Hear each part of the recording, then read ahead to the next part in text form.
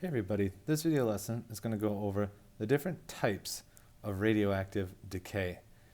In a previous video lesson, we talked about nuclear fission, and that is the same as saying radioactive decay.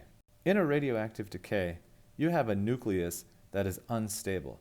It probably has too many neutrons in it, and so the nucleus itself does not want to exist and wants to get to a more stable state. Now, in a previous video lesson, we talked about how you can do fusion or fission. This is going to focus only on fission because it is the one that happens naturally at ambient temperatures. Remember, in order to fuse two elements together, you need an incredible amount of heat energy and usually a lot of pressure. Now, there are two types of decay that we are going to be talking about. One type of decay is called alpha decay, and the other is called beta decay. Both decays take a parent nucleus and turn it into two daughter particles.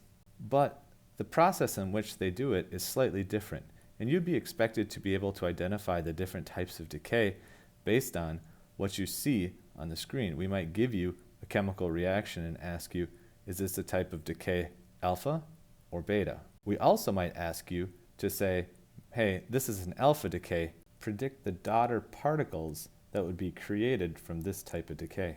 Before I go on and show you the two different types of decay, the question that I want to address right now is, how is the energy given off from a radioactive element all that dangerous? Because we often talk about how dangerous radioactive material is. You don't want to come close to it because it could hurt you.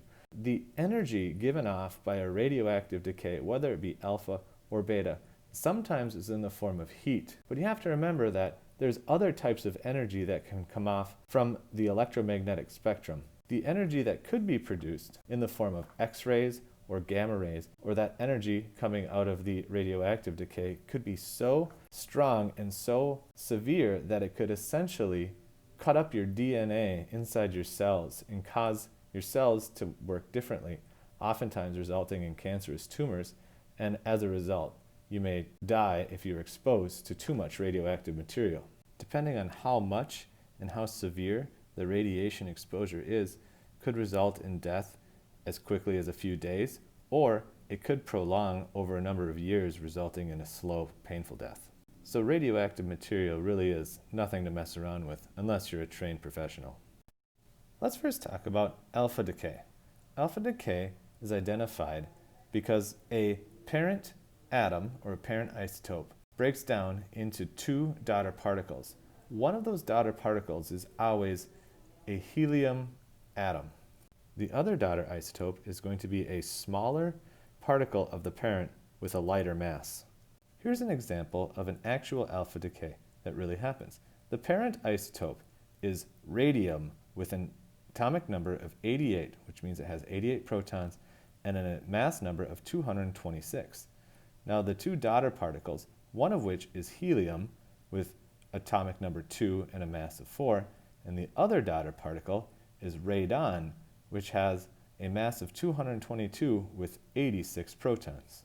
Again, to double check that this is indeed an alpha decay, it must produce a helium atom as one of the daughter particles. If it doesn't produce helium, it's not an alpha decay. It's always good to notice also that the atomic number of the parent has to be the same as the two daughter isotopes or two daughter particles added together. 86 plus 2 is equal to 88. And likewise, the masses have to be the same on both sides of the arrow. 226 for the parent, and 4 plus 222 is 226. So that is also equal. Now I'm going to show you what happens if I ask you to predict the products of an alpha decay.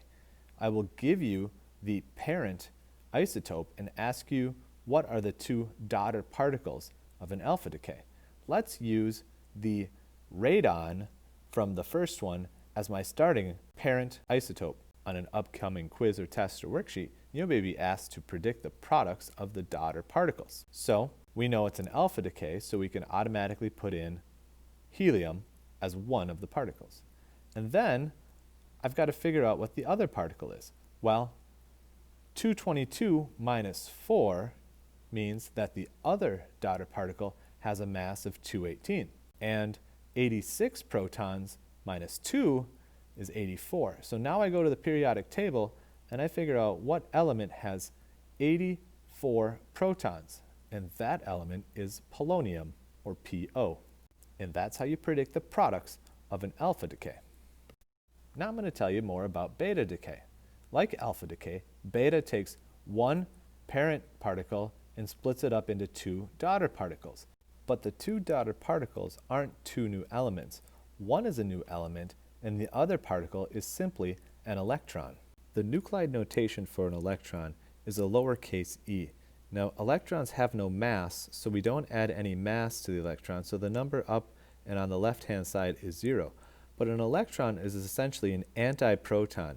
If a proton adds 1 to the atomic number of a substance, then an electron takes one of the atomic numbers away, which is why down here in the lower left-hand corner, we have a -1 for the atomic number of an electron. During beta decay, the parent isotope has an unstable nucleus because it has too many neutrons. Well, what that parent does is convert one of its neutrons into a proton, and thus it changes the substance to a new substance.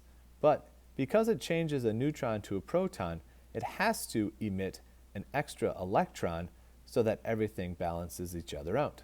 The charge of the daughter particle needs to remain neutral, but because we added a proton, or in other words, converted a neutron to a proton, it has to get rid of an electron in order to balance out the charges. Let's think about it this way. A proton is positively charged, and an electron is negatively charged. And when you add their charges together, they become neutral. Well, in other words, if you take a proton and combine it with an electron, you basically have a neutron.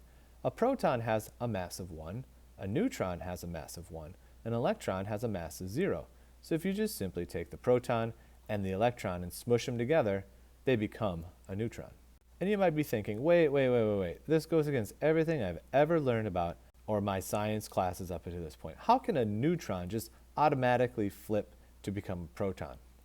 And I can't really explain that answer to you right now, at least not in this class. But it is possible, and it happens all the time, and it's called a beta decay. So for alpha decay, you look for one of the daughter particles to be a helium atom.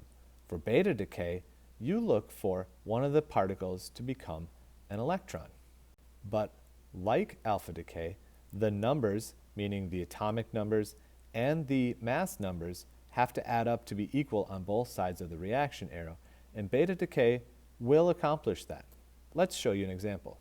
Iodine has an atomic number of 53, which means it has 53 protons to begin with, and a mass of 131.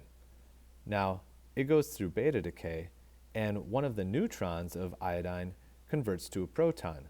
So the new substance is xenon with 54 protons, but the mass remains the same because a neutron was converted to a proton, so it remains 131. But the extra daughter particle happens to be an emitted electron that just fires off into space and really just doesn't belong to any atom any longer. But the numbers once again check out. The atomic number of iodine is 53, it converts to 54, and -1 for the electron. Remember, an electron is like an antiproton, so 54 minus 1 equals 53. The mass number starts out as 131 and stays 131 because a proton becomes a neutron, but both of those have the same mass. And electrons are massless, so 131 plus 0 remains 131. Once again, I may ask you to predict the products if I tell you it's a beta decay. So you need to know what to do in that situation. I'll give you the parent atom, and in this case, let's start out with something really small, like lithium, with 3 protons and a mass number of 8. And now I'll say, all right, what are the 2 daughter particles? Well, we know that it's a beta decay, so the first one we can put down is an electron with an atomic number of -1 and a mass of 0. And then I have to figure out what that other daughter particle will be. And I have to use the numbers, or the mass, and the atomic number to figure that out. Well, I know that whatever this particle's atomic number is, -1 has to equal 3. So what minus 1 equals 3? Well, the answer there is 4. And the number 4 for atomic number has to be beryllium. And I know that the mass plus 0 is 8, right? Whatever this mass is, add 0 to make 8. So beryllium over here must have a mass of 8. And now I've successfully predicted the product of this beta decay. Because when I look at the numbers, 8 has to equal 0 plus 8, and it does, and 3 has to equal negative 1 plus 4, or 4 minus 1. So the numbers on the bottom add up to be the same on both sides, and the numbers on top add up to be the same on both sides. And that's how you check to make sure that you've picked the right products for that beta decay. In summary, radioactive decay can either become alpha or beta, and both of them reduce the number of neutrons that are in the nucleus of a parent isotope. Alpha decay ejects a helium atom from the parent to reduce the number of neutrons, but a beta decay takes the parent isotope and converts one of its neutrons into a proton to achieve a more stable nucleus. Both cause the number of neutrons to decrease, but they do so in different ways. But when it comes to stability, as we mentioned before, as long as you get the number of neutrons to go down, it doesn't matter how you do it. As long as it's stable, then it's happy. Well, that takes care of this video lesson.